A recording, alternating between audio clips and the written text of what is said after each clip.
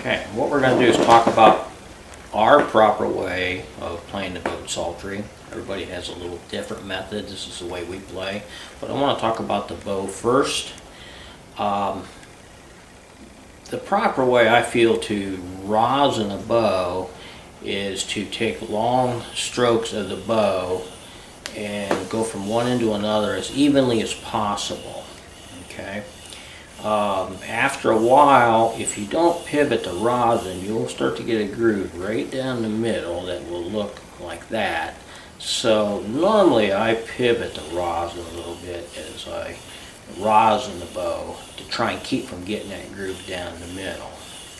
Also on our bows, we use real horsehair, not synthetic hair.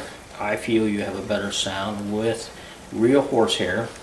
But the drawback of real horsehair is this: on a humid day or even after a while playing, it will stretch over time.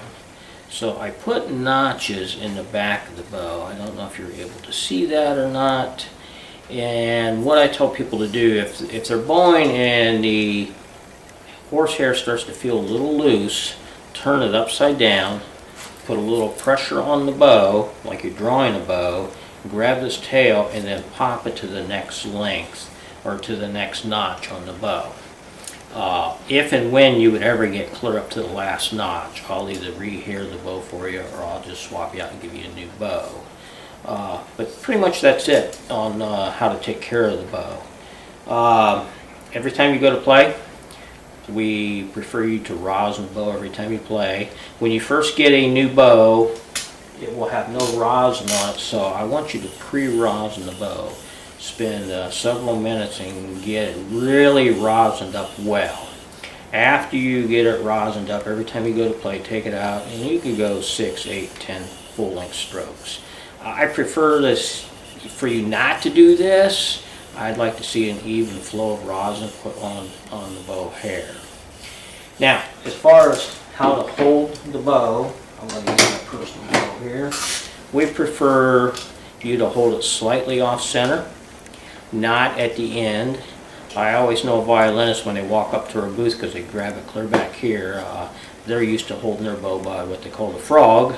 But we want you to slide your hand up and hold it just slightly off center. I want the bow to float and to balance out.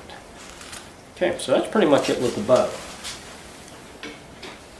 Now, proper bowing technique, the way we play, is first of all hold the bow slightly off center. And I ask people just to make a long, slow stroke, lift.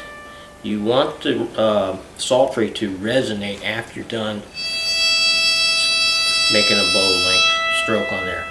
You could hear how it's still resonating.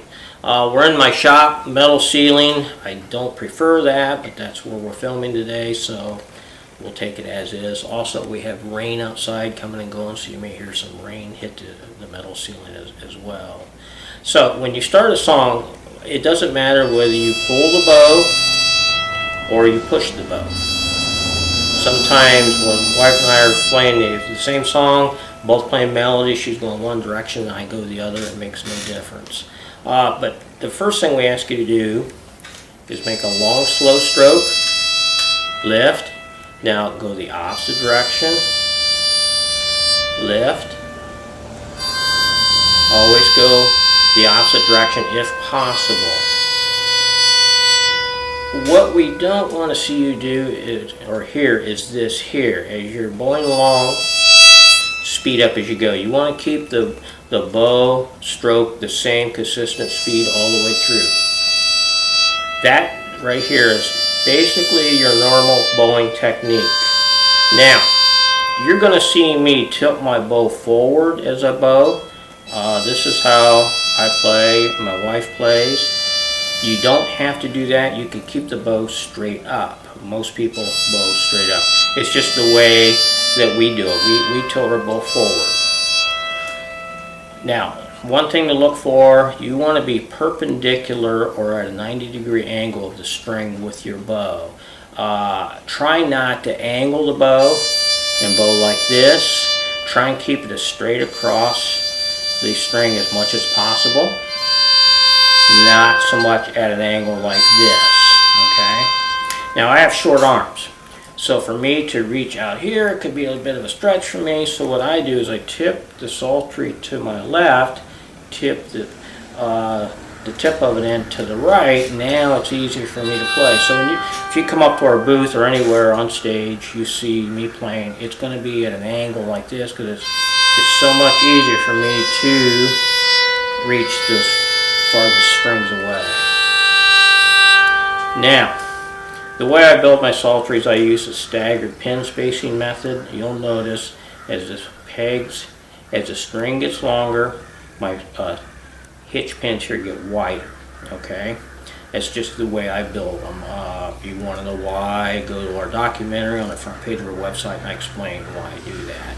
But I feel that your best sound, especially on these wider ones, for instance right here, C, where this dot is right there, we ask people to slide down and rub right against the D peg. I feel it has a better sound than if you come up higher. I just think it has a softer tone right here. So on all of these on the right hand side, you want to come down, down, down. So for instance, if I were to run down the scale here, this is how I place the bow on the string. You don't have to do that, but I feel it has a little softer tone there. Now by me saying that, when it comes time to cross over to these wide ones over here on your sharps and flats, don't do that because you're taking up too much of the string away and you're going to get a buzz. You can hear that buzz there. So since this is such a wide gap here, you want to move up so you're not taking too much of the string away. Same thing here, G, B, C. On your E flat, you'll get a buzz, so you want to stay up. You'll get a softer sound, a better sound. Also, if you're right-handed, you're going to hold the psaltery in your left hand, bow with your right. All the notes on this side are the common notes. Over here, these are your sharps and flats. If you play a piano, I would tell you white keys of the piano, black keys of the piano. So, the main thing to do is just a long soft stroke, lift, go back and forth. Because most of your songs